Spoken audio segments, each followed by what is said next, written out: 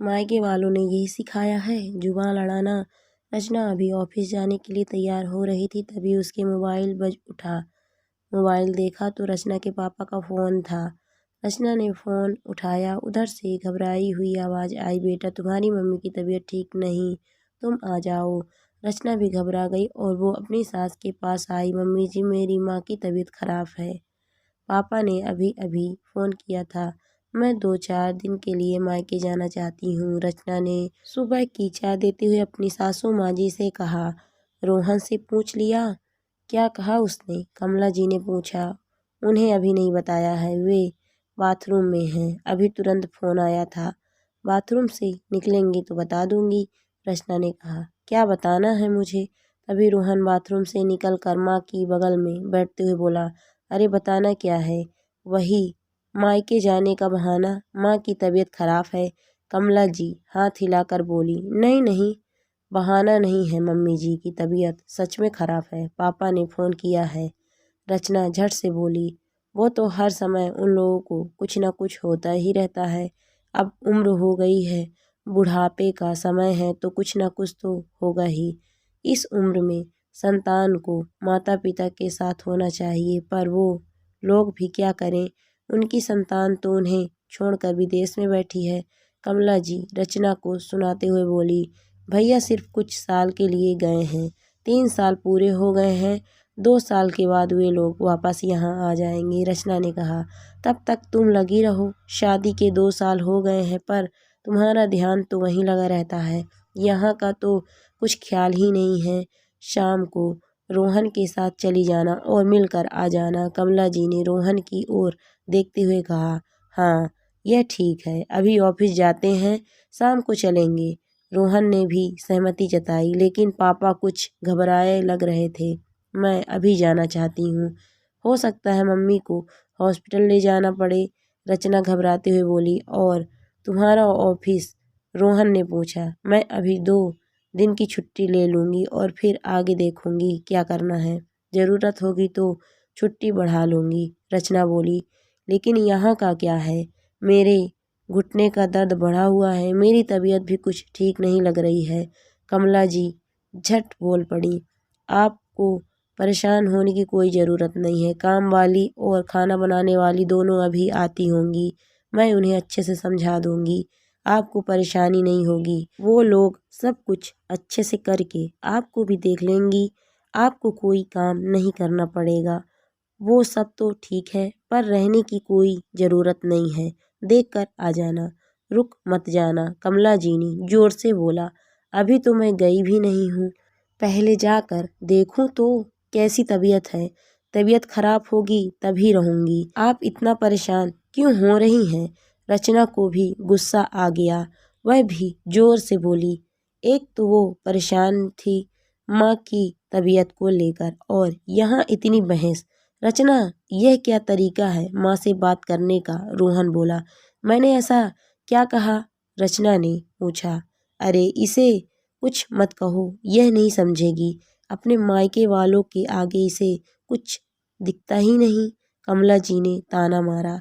Mummy जी, आप भी तो माँ हैं, आपको कुछ होता है तो क्या हम आपको छोड़ देते हैं? रचना ने गुस्से में कहा। आपकी अच्छी तरह देखभाल करती हूँ ना, फिर अपनी माँ को क्यों छोड़ दूँ? रचना, रोहन गुस्से से बोला। ऐसा क्यों बोल रही हो? ये मेरी माँ है, इसका सदा सम्मान करो। आज मैं जो भी हूँ माँ की बदौलत ही हूँ। पापा तो बचपन में ही ऊपर चल गए थे, माँ ने ही इतनी अच्छी तरह पालन पोषण किया, पढ़ाया लिखाया, तभी तो मैं आज इतनी अच्छी ज़िंदगी बिता रहा हूँ। मेरी ज़िंदगी में माँ का महत्व बहुत ज़्यादा है और मेरा फ़र्ज़ है कि मैं अपनी माँ का ज़िंदगी भर पूरा पूरा ध्यान रखूँ। हाँ, माँ के लिए जो भी करते हैं वह हमारा कर्तव्य है, और मैं नहीं चाहता मेरी माँ को कोई भी दुख हो, और मैं जो भी करता हूँ उनकी संतान होने के नाते करते हैं, कोई एहसान नहीं करते उन पर। तुम्हें भी हमेशा इस बात का ध्यान रखना है, समझी? रोहन गुस्से में उठकर खड़ा हो गया। कमरे का वातावरण तनाव से भर गया। अरे ये क्या समझेगी, मायके में संस्कार, व्यवहार, रिश्तों का महत्व सिखाया गया हो तब ना। कमला जी व्यंग से बोली। नहीं मम्मी जी, मैं सब समझ गई। पहले मैं कुछ दुविधा में थी, पर आप लोगों की बातें सुनकर मैं माँ का महत्व और संतान का माता पिता के फर्ज को बहुत अच्छी तरह समझ गई।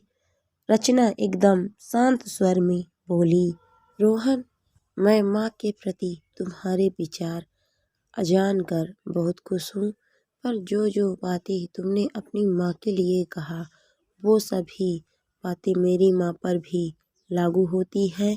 मेरी माँ ने भी मेरे लिए वो सब किया है जो तुम्हारी माँ ने तुम्हारे लिए किया है।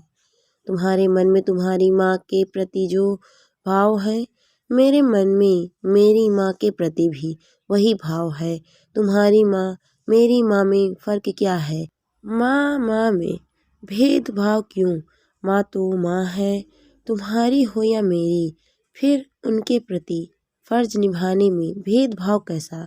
रचना ने एक गहरी सांस ली। कमरे में सन्नाटा छा गया। तीनों चुप हो गए।